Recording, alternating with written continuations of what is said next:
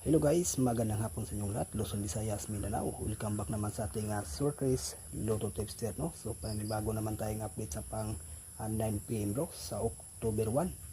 So bahagi natin ang result kay nas 2 PM no is 934, sa 5 PM is 831.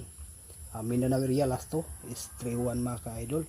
So ngayon sa pang 9 PM bro natin, ito po ang ating guide, 3 combination. May best tayo dito 772 saka 204 no. Depensa po ang 774. So sa gusto mag one combination mga ka-idol, the best din natin ang 772. Kung sakali magpa-slide is ang 771, pero yan ang best natin no, ang 772. Pero nasa inyo na yan ang pagpa-slide na 771. So good luck mga ka-idol and hope to win. Bye bye.